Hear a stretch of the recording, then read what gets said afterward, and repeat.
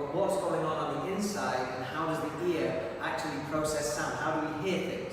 And the first thing that we need to actually discuss is what are the range of frequencies that a human ear can actually detect. So what frequencies of sound can a human hear? What's the range of frequencies that we can detect?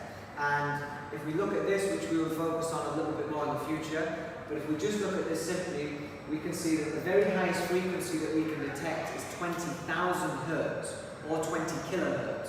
So the highest frequency that any human could hear is 20,000 hertz, and the lowest, although it's not actually identified on this diagram, the lowest is right at the end of this section, which is 20 hertz. So the range of hearing for a human starts at 20 hertz and goes to 20,000 hertz. Now, one thing that is worth noting actually, that the range is from one point to another. Now in maths, if we were asked for the range, we'd actually find the difference between them. So the range of frequencies for the human hearing is 20,000 subtract 20, which is 9,980 hertz. That's the range. From 20 the minimum to 20,000 the maximum, but the range is the difference between them. Just be careful, because some exam questions have actually asked for a range, which is a subtraction from the highest and the lowest. Okay?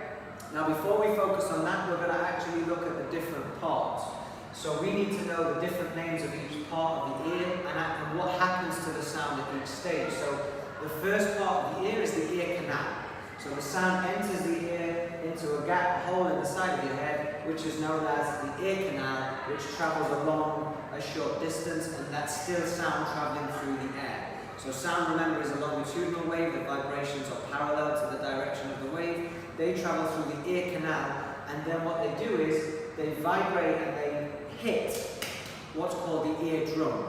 Now the eardrum is just a thin membrane made of a solid, so that the sound waves are actually converted from air, pressure in the air, to the solid because of those vibrations and the forces that are applied to the eardrum, and then those vibrations are now in the solid, and the particles in the solid are actually vibrating now as well.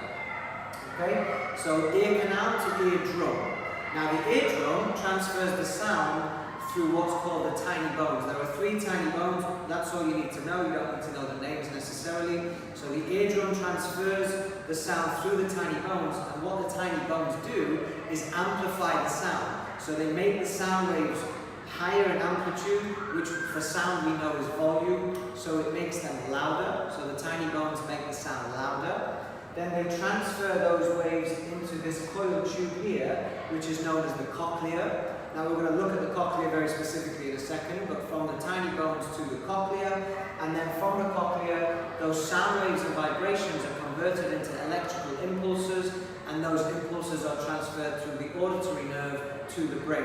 So that's the process that sound takes when it enters the ear till it's been converted into a sound that the brain can process. So ear canal, eardrum, tiny bones, cochlea, auditory nerve to the brain.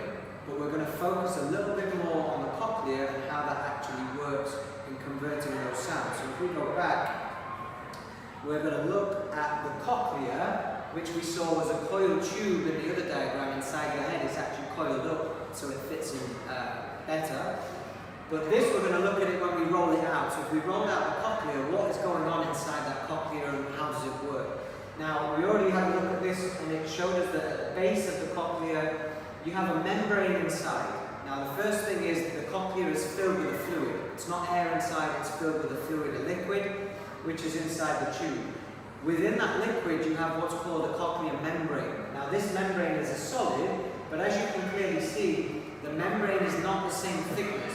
It's thicker at the base, and it gets thinner and thinner and thinner all the way to what's called the apex. So the thinnest part of the membrane, which is at the end of the cochlea, is the apex, and the thickest part of the cochlear membrane is the base. Now, the thickness and stiffness of materials determines the frequencies that they can vibrate. So the thicker the membrane, the higher the frequency of waves will vibrate at that point, and the thinner the membrane, the lower the frequencies of sound which will vibrate at that point on the cochlea. So thickness and stiffness determine the frequency of vibration. So because it's different thicknesses, it vibrates at different frequencies. And the reason that the human hearing range is from 20 Hz to 20,000 is because the thickest part of our cochlear membrane will vibrate at 20,000 Hertz. If we wanted to detect sounds above 20,000, we'd have to have a thicker cochlear membrane, which we don't.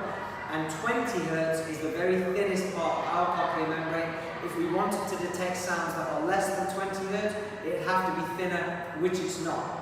So our cochlear membrane goes from thickest at the base, 20,000 Hertz, all the way through to the thinnest part at the apex, which can detect 20 Hertz. Now, on that membrane, when the frequency of sound enters and it vibrates at the right part of the membrane, there are tiny hairs which are on or inside the cochlear membrane, and those tiny hairs convert those vibrations at that point into electrical signals, and those electrical signals or electrical impulses are actually transferred along what's called the auditory nerve, and they go along the auditory nerve to the brain. Okay, and then the brain processes that sound, and then you can hear. So they're all the different stages of the sound in hearing in the human ear, and the different things that happen at each stage. Specifically, the cochlea obviously is quite an intricate part of the ear and very important. And just remembering that the ear canal, eardrum, tiny bones, and the tiny bones amplify, and then cochlea converted to electrical impulses, and then transferred along the auditory nerve to the brain.